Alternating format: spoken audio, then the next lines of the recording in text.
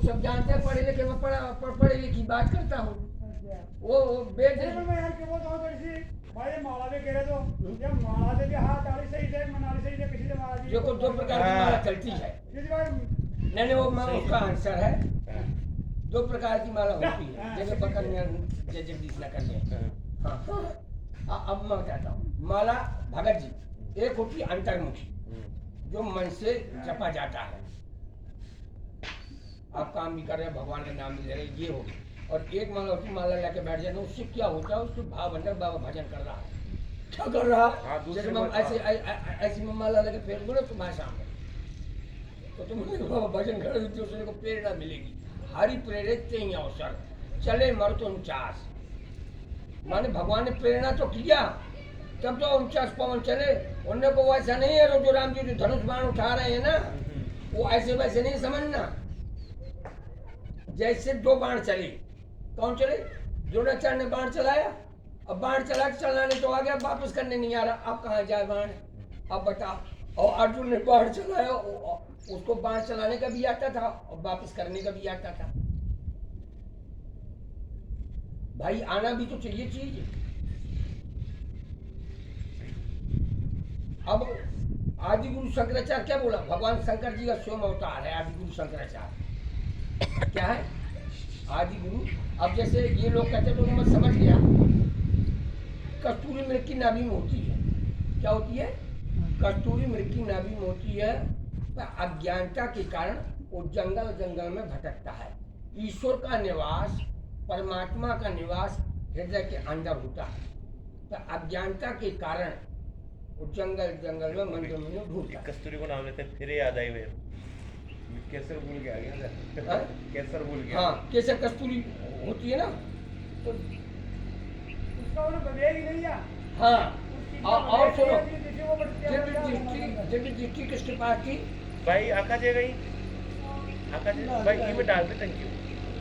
दृष्टि किसके पास में थी, वेद व्यास के पास थी।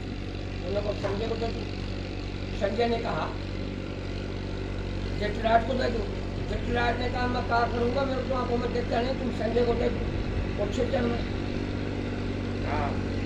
कुरुक्षेत्र तो तुम गए, हम लोगों ने तो खूब नहाया, खूब जल समाधियाँ किया है, कूद के नहाते।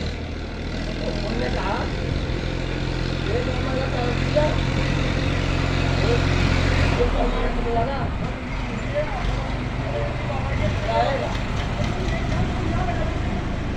तेरे तो माइक कितना है, माइक कितना हाँ जब रामचंद्र भगवान की जय, निकी कल्याण की जय, खाटू श्याम की जय। भोजन बनाती है, लो भोजन तो बनता रहता, साधु संतों का ऋषि मुनियों का कौन बनाता है, नहीं भगवान सब मेरा काम चलाता है। कौन चलाता है, भगवान। कर्म हमको करना है, खेत में बीज बोगे तो फसल होगी, तो उसमें विश्वास रहना चाहिए, उसको विचार करना पड़ेगा। और तुमको घर बैठे आ जाए तो होने वाला नहीं। हम भजन करेंगे सब काम वही हो जाएगा, डरे में जगदीश। हम भगवान से क्या कह सकते, भैया फौजी जी के 1 नंबर की नौकरी थी ना, क्या बोल सकते हैं हम एकदम प्रतिनिधित्व कर सकते हैं किनका, भगवान का प्रतिनिधि है। क्या है प्रतिनिधि।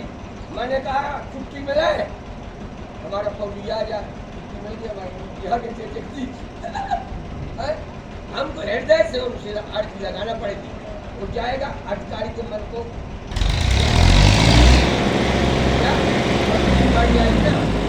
जैसे। और हाँ आदि गुरु शंकराचार्य की बात चल रही थी। आदि गुरु शंकराचार्य स्वयं भगवान शंकर 12 साल की उम्र में पूरा भारत घूमना कर लिया, पैदा 4 मतों की स्थापना कर दिया।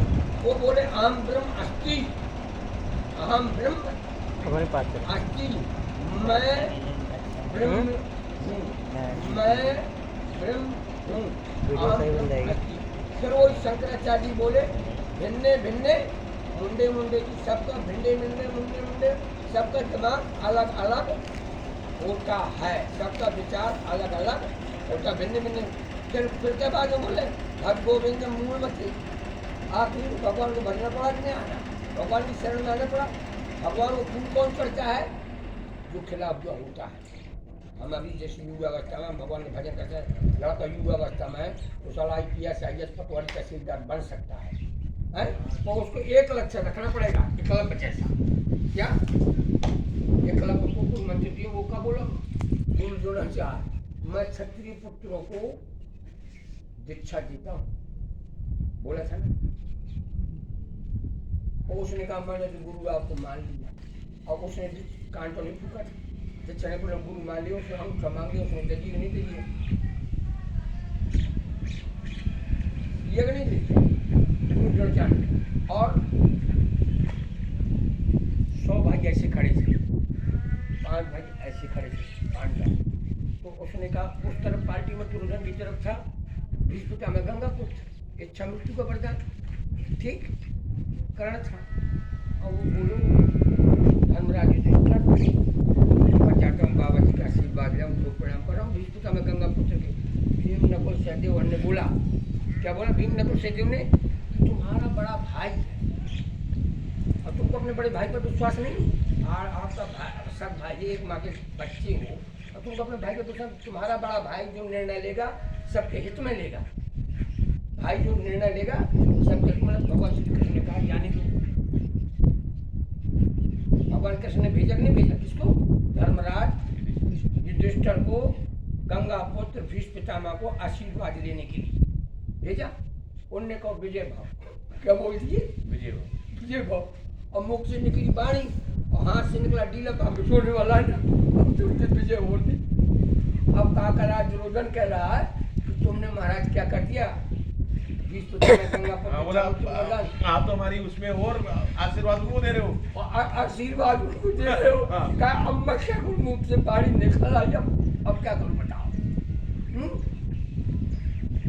होगी विजय। फिर वो बोल रहा है भीष्म में गंगा पुत्र, भगवान अर्जुन बोल रहा है, अरे यार तुम देख लिया करो सत्संग है, तुम अब लड़ी का घुसे ही नहीं यार, उसको गेट को लगा दो, लड़ियों में पहुंचो, मोर सुगर पर आया, पेड़ पौधे लगे, महात्मा अंदर बैठा है। और भी आ रही हाँ, मैं तो कोई न कोई महात्मा ऋषि मुनि तब करते हैं, वो तब करने से पुण्य मिलता है। अभी आई, जैसे अभी आई हूँ। हाँ, जैसे मैं तुम्हारा दाना खाऊंगा, जिसका चुन उसका पुण्य होता कि नहीं होता? अब पुण्य का अब क्या बोले, अब जब उनको वहाँ बैठाया गया ना, भीष्म पितामह गंगा पुत्र, इच्छा मृत्यु का वरदान था, और गुरु द्रोणाचार्य और स्वामी कृपाचार्य बड़े बड़े धुरंधर थे। उनने कहा तुम सही क्यों नहीं बोल रहे हो भाई साहब? उसने कहा मैंने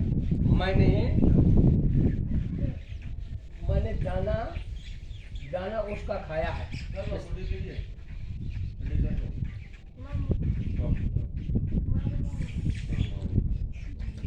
वो बोला मैंने दाना किसका खाया है? दुर्योधन का। भीष्म में क्या बोला? जो इसलिए मैंने सत्य नहीं बोल पाया, आज सत्य का दाना खाया तो मैं सत्य बोले नहीं पाया। तो सही बात है। नहीं तो 5-40 द्रौपदी की धोती में हाथ लगाने की हिम्मत थी क्या उसकी, दुशासन की है? वहाँ बड़ा गुरु द्रोणाचार्य खड़ा, कृपाचार्य खड़ा, और भीष्म में गंगा पुत्र। उन्होंने कहा बाबा सही से तो बोल। बाबा का क्या बोलूं, मेरी तो मजबूरी है, वो दाना नहीं बोल। वही कहानी, वही कहानी हुई महाराज। और सत्य बात बताओ, लौटाओ ले ऐसा हुआ। दुर्योधन भूला,